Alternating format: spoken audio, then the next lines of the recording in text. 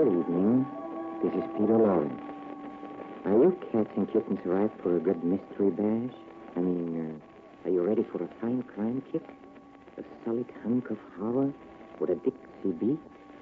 Would you like to dig a mellow murder or two, huh? Then, my friends, latch on to the Mystery Playhouse.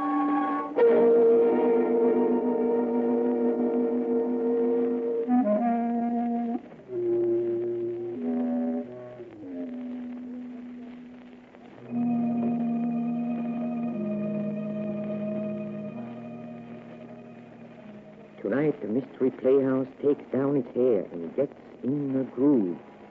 And just so nobody can accuse us of being square, we're dishing you up a mystery in 4/4 time. A gory little dilly that really jumps. Yes, it's murder. And it all started when Nick and Nora Charles of Thin Man fame went out to buy some records. So stash your frames while Nick, Nora, and Cass shoot you the lyrics of Murder in a Record Shop.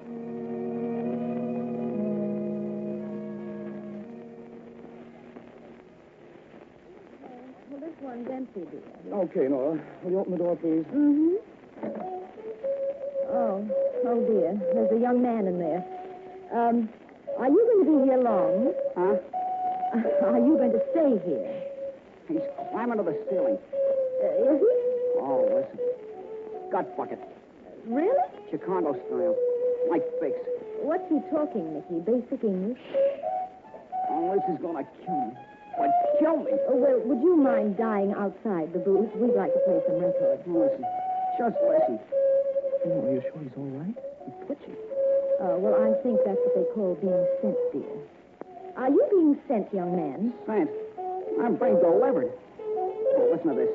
It's murder.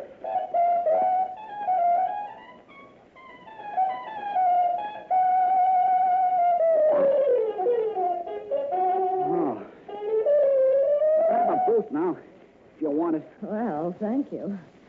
Do you like that record you just played? No, it's terrible. Corny. Too commercial. Are those the records you want to hear? Mm-hmm. Yeah, what's the matter with them? Oh, long hairs. Why don't you get out of your long underwear? So long. Hey, was that an insult? No, dear, no. Just jive talk. Play one of our records, Nicky. Okay, darling. Hey, Nora, what's gut bucket? Oh, I don't know, darling. But it sounds to me like some new kind of girdle. Sit down, dear. Hey, what kind of stuff is that? Beethoven's Romance, dear. It's about time you developed a taste for good music. What's the matter with my taste? I like to see everything dinosaur sings. You should learn to appreciate the higher forms, dear. Oh, here's Mr. Oh, Mr. Bailey. Nicky, I want you to meet Mr. Benjamin Bailey, the proprietor of the Cadenza Record Shop. Pleased to meet you, Mr. Charles. Oh, you do? Just call me Beethoven Funny like everybody else does. Well, Mr. Charles, shall I start lecturing at him? Oh, please, Benny. Hey, Nora, is this some kind of a plot? Uh-huh. Well, Mr. Charles, now you're just listening to a hunk of music called Romance by Ludwig van Beethoven, which is written in Andante, which means not too fast, but don't fall asleep, you get it? Hey, Benny, where'd you learn about music? Well, in my youth, I was a first piccolo player in the Sing Sing Philharmonic Orchestra. Now, you take that album there, Shostakovich's Sixth Symphony. Shostakovich was influenced by Prokofiev, Stravinsky, Rachmaninoff, Rimsky-Korsakov, Glazunov, Mussorgsky, and Tchaikovsky. So what happens? So Shostakovich makes with the notes, and if you spend an ear, it sounds a little like Prokofiev, Stravinsky, Rachmaninoff, Rimsky-Korsakov, and Tchaikovsky. Now, they're not to be confused with Beethoven, Bach, Brahms, Mozart, and Papa Haydn, who are of the German school, as against the Russian school. Two nations which are at war today. Which is something to think about, ain't that, Mr. Charles? Oh, yes. Yes, it certainly bears thinking about. So to get along with my suppression, now Beethoven was carrying the torch for a hot little tomato called Countess Guicciardi. Now, hark ye, how the great violinist Buddy Fatkin plays this passage. It's sheer perspiration. Well, what's the matter with Freddie? Did he run out of perspiration? No, the record stopped. Something messed up his phonograph. Oh, won't it go? No, it's dead. Well, help me push it away from the wall, Benny. Well, what killed it, Nicky? Fradkin's playing? No, baby. It was murdered. Oh, phonographs don't get murdered. They die natural death. Well, here's the bullet, Nora. It smashed the motor. Well, now, who'd want to murder a phonograph? Must be some torpedo who hates music. The bullet came through that wall. There's the hole. What's on the other side of this wall, Benny? Another boot like this. There's just a thin partition of expensive soundproof junk between the boots. Someone in that other booth fired that bullet. Come on. I bet it's one of my competitors trying to ruin my business. Well, there's the door to the other booth. Oh. Steady, baby. Oh, look, Nicky, look, that woman. Benny, turn off that record. All right. Is she dead? Uh-huh. 3 bullet wounds in the head. Benny, you better call the police. Yeah, I'll phone right now. Nicky, do you think the killer's still around? No, darling. If he was smart enough to turn on that record to cover the noise of the shots, he's smart enough to make a quick getaway. He must be a very queer killer, dear. He left his lipstick behind. What do you mean? This lipstick I just found. It's called, Passion Smear. Oh, but that probably belongs to the corpse. It's a different shade. You see? They don't match her lips. Yeah. Hey, listen, no, you wait here. Where are you going? I want to speak to headquarters. This looks like a case for Inspector Gallagher. I'll be back in a minute. I wonder if... Oh, I didn't notice that before. This is interesting. Nicky, did you... Oh, who turned off the lights? Oh, let go of me! Let go of me! Help me! Someone is the killer! Nicky! Nicky!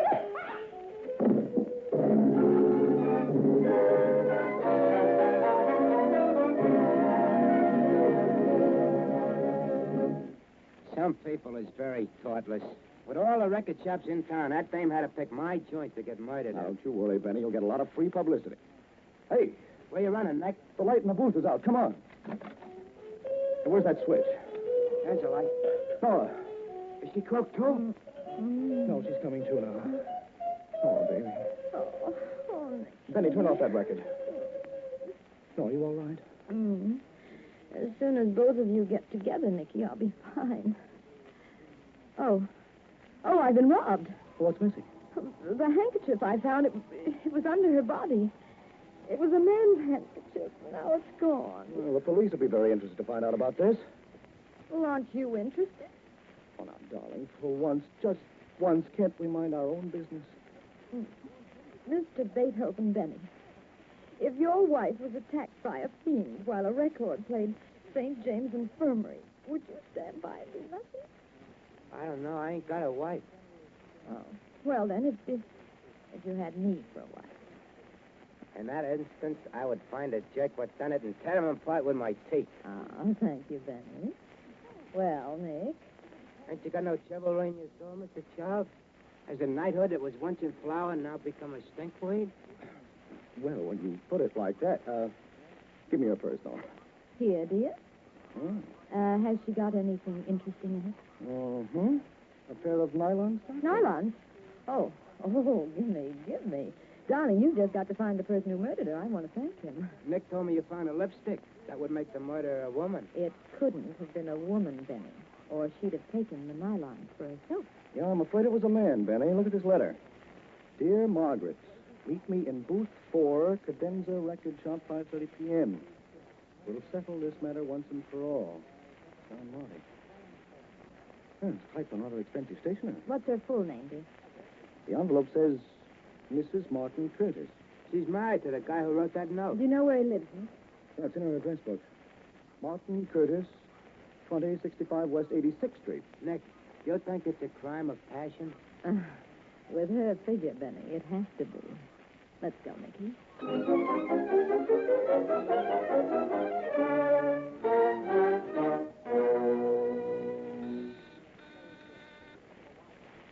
I'm afraid Marty isn't home, darling.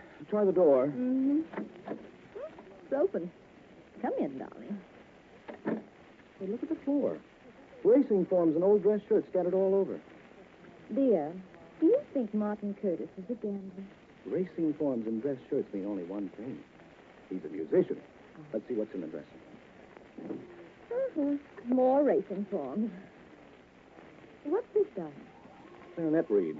And here's something. Discharge papers from Sing Sing prison. Seems Marty did quite a stretch there. Sing Sing. What? Why, that's Beethoven Benny's alma mater. Yeah, he may be mixed up in this, too. What have you got there? Marty's address book. I'm going to keep it. It may be helpful. Let's have a look in the bedroom. I don't think there's anything in there but more racing forms.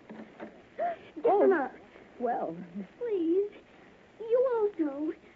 Now, don't be a stubborn gooper. I'll shoot. do as she says, Nicky. Well, all right.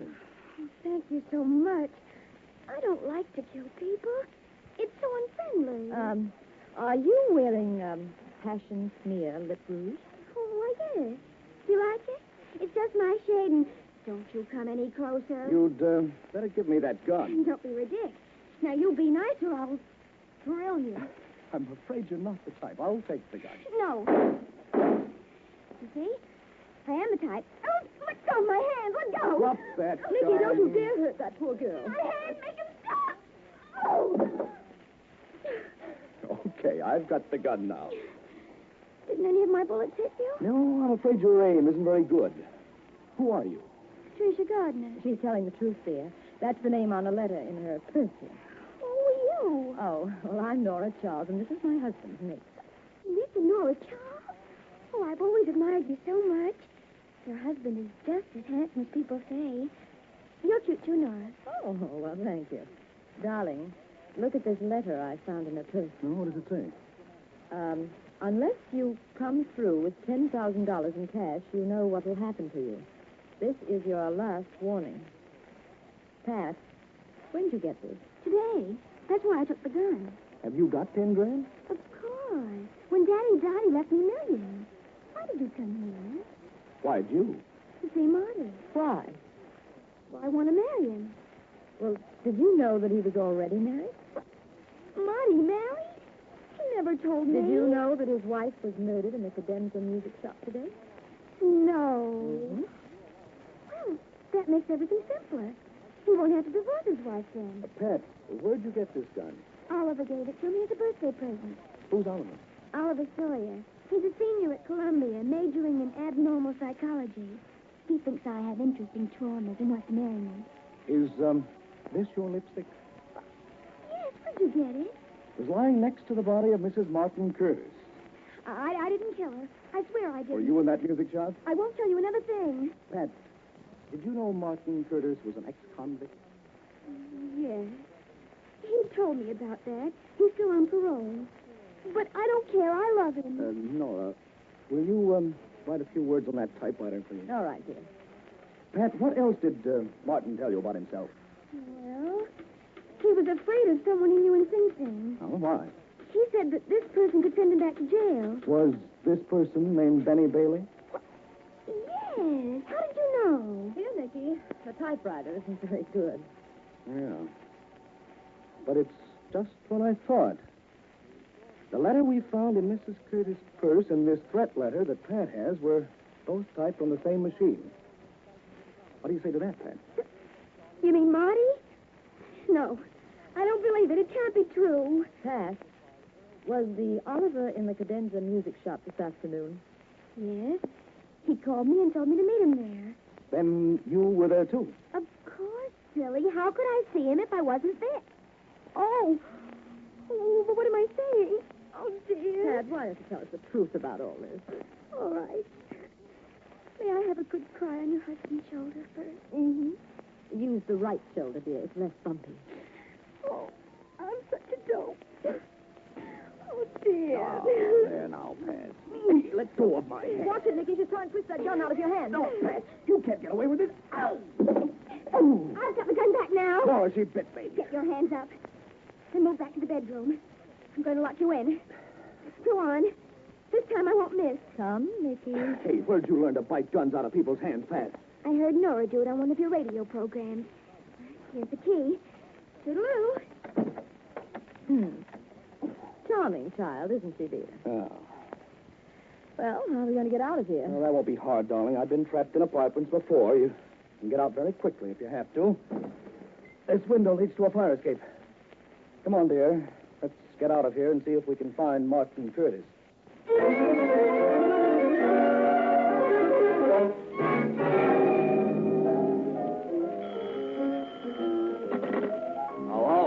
Hello? this Ivory Ike the hot pianist? It is indeed. This is Nick Charles. Do you know where I can find Marty Curtis? Try Joe's on 52nd Street. If he ain't there, ask Big Lip Larry, the trumpeter in the band, where you can find him. Well, thank he you will much. know.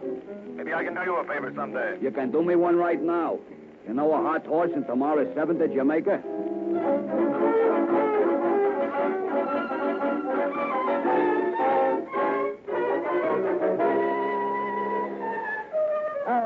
Excuse me.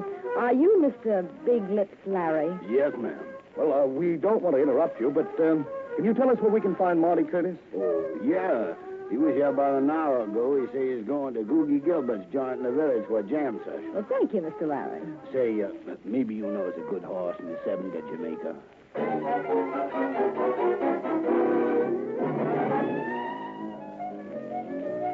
Well, darling, this is Googie's. Yeah. Hey, wait a minute, baby. Look who's there. Oh, the jitterbug who was in our booth in the music shop. And I want to talk to him. Come over to his table. Uh-huh. Hello there. Oh, the long underwear kids. You are Oliver Sawyer, a friend of Patricia Gardner and student of abnormal psychology at Columbia, right? How do you know? Never mind, Oliver. What are you doing here? Research. I'm writing a paper on the influence of jazz on post-adolescent youth. You're schizophrenic, aren't you?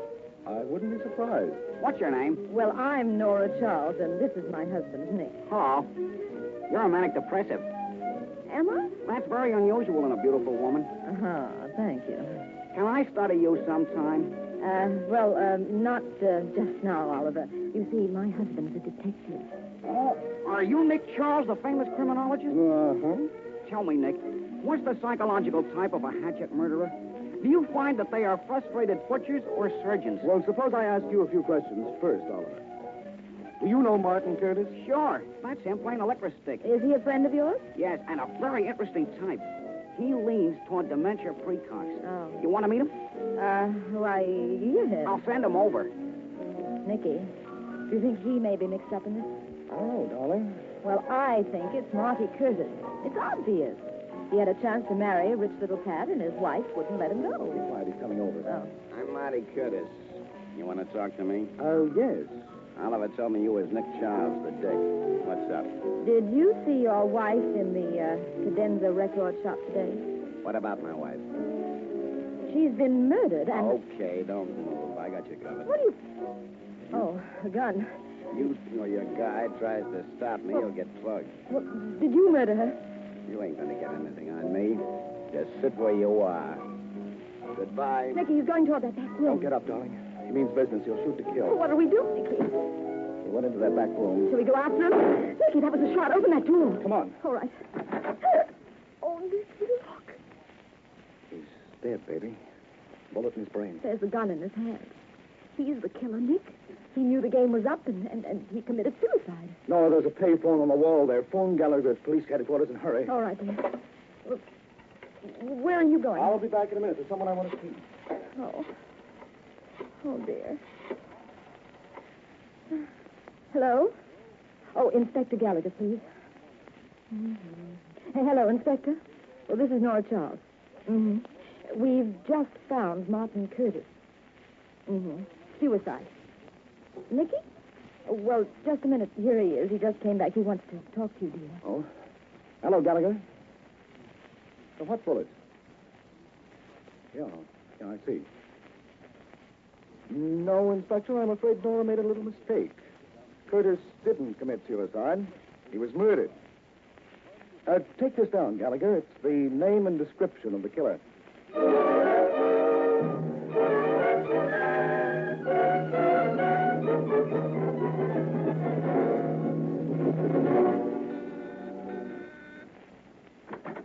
Oh, Oliver. Hello, Pat. Anyone been here since I left? No. What happened, Oliver? Marty killed himself. Killed himself? Oh, this is awful. The best thing that ever happened to you, Pat. What do you mean? Because you killed Mrs. Curtis. What? I saw you, Pat. I was in the record shop. I saw you kill her through the glass partition of the record booth. And you knew all along. Yes, Pat. Are you going to tell? I love you, Pat. I'd never give you away. But you've got nothing to worry about. No one will suspect you now that Curtis is dead. His suicide's an admission of guilt. What are you doing there? turning on the phonograph. Pat, are you going to marry me? I can't think about that now. You'd better think about it, Pat. Remember, I can send you to the electric chair if I want to. Oliver. Let go of me. You're hurting me. Yes, Pat. If I can't have you, no one else will. Listen to that music, Pat. What are you doing? Take your hand away from my throat. Listen to it, Pat. No, don't. You're hurting me. Don't. Nicky, I told you to ring the bell. Look, they're naked. No. Let her go, Oliver. Let her go or I'll fire. Oh, he was necking with intent to kill, I think. Well, you're not so wrong, Pat. He's been doing a lot of killing tonight. What are you talking about? The game's up, Oliver. You're under arrest for murdering Mrs. Curtis and her husband. You're crazy. I didn't kill Mrs. Curtis. Pat did. She just confessed. Did you, Pat? Well, yes. But I didn't know the gun was loaded. Give me your purse, Pat. Here. Oh. The gun's inside it, all right. That's the gun that killed Mrs. Curtis. Yes, Oliver. Maybe I made a mistake. Come here. What do you want? Just this gun you had in your pocket. Aye. You see, Pat? It's exactly like the one you had, except that it's filled with blanks. Pat, just what happened when you killed Mrs. Curtis? Well, I was waiting in the record booth for Oliver. She came in, turned up the record, and started a quarrel. She threatened me with a knife. I got frightened, pulled out the gun, and it went off before I knew what happened. Then I ran out. I didn't mean to kill her. You didn't kill her, Pat. Oliver here killed her. The gun you fired was filled with blanks. You don't know what you're talking about. There's no use pretending, Oliver. You switched guns with Pat, then you went to Boogie Gilbert's. You slipped into the back room while Nora and I were talking to Marty. Marty came in, you jumped in, grabbed his gun, and killed him with it. You made it look like a suicide. And you opened the window of the back room and escaped. Isn't he amazing, Oliver? Oh, thank you, dear. But Oliver's amazing, too. I want to congratulate you, Oliver. You nearly got away with one of the greatest psychological crimes of the century. You really think so? What do I say? You won't take me alive. Nicky, he's going for the window. Oh!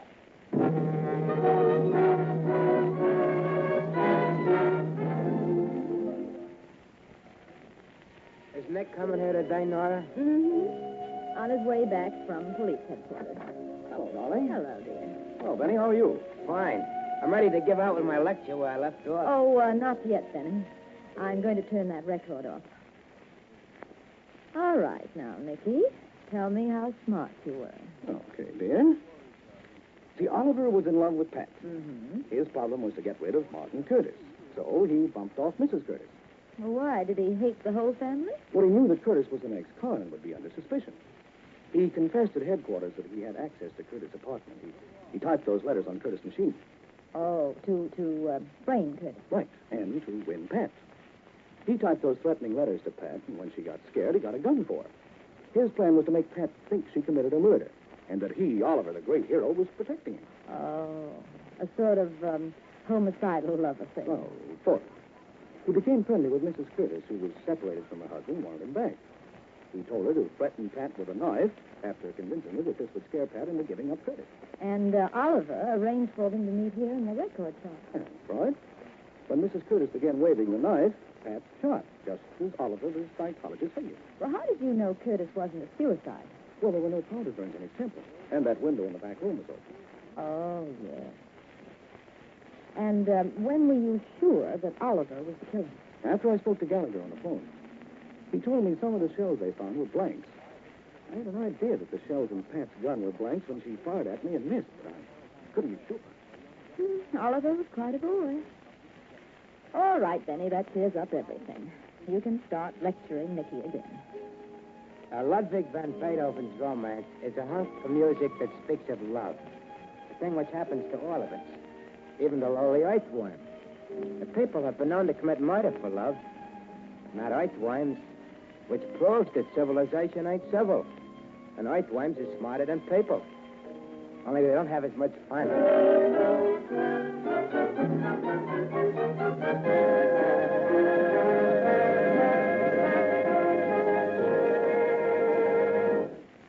And so we leave Nick and Nora Charles to the tender mercies of their musical guide Benny, both apparently untouched by what should have been an enlightening experience.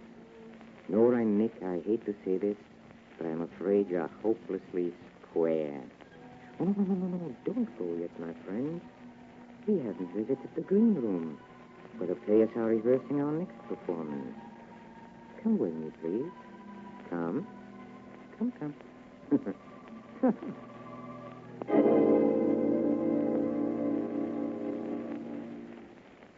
Boss, I've been reading a book. Ah, No, that's not the title. The title is Great Detectives of Yesteryear. were there any? It may strike you as a revolutionary idea, but there seem to have been some. Primitive fumblers, no doubt. That's not what the guy who wrote this book thinks. Anything. He says there'll never be detectives as great as they were. Fiddlesticks. What could they do that I can't? Walk 100 yards? That's simply substituting sweat for intelligence. I'm not so sure. Some of the things they did were terrific. For example, they could take one look at a man and tell you how old he was, where he was born, what he had for breakfast that morning, and whether he was intelligent or just an isolationist. Child's play, Archie. You could do it? Naturally. I don't believe it. What would you like me to do? Give you a demonstration? Sure. Ah, Ba is no contribution to conversation. Me, I think you're hedging. I'm doing nothing of the sort. It's simply that. Let's forget the whole thing. After all, you're not perfect. You have your failings. You're entitled to a few.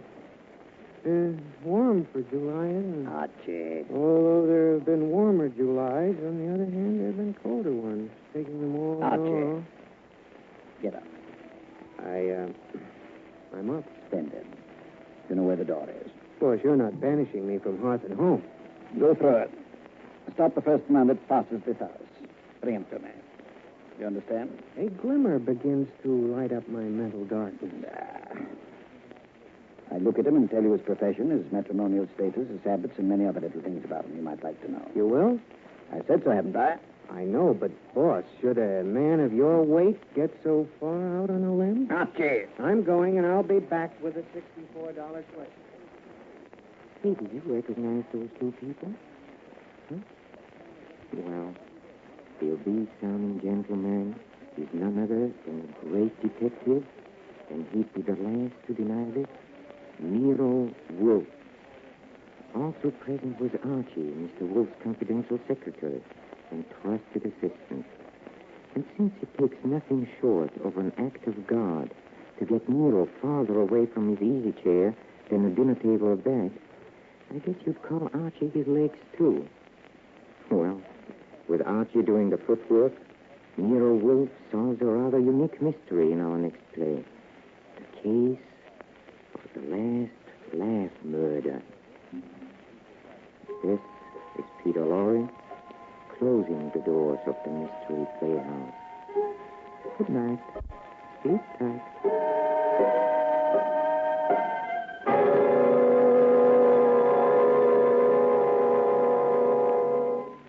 This is the Armed Forces Radio Service.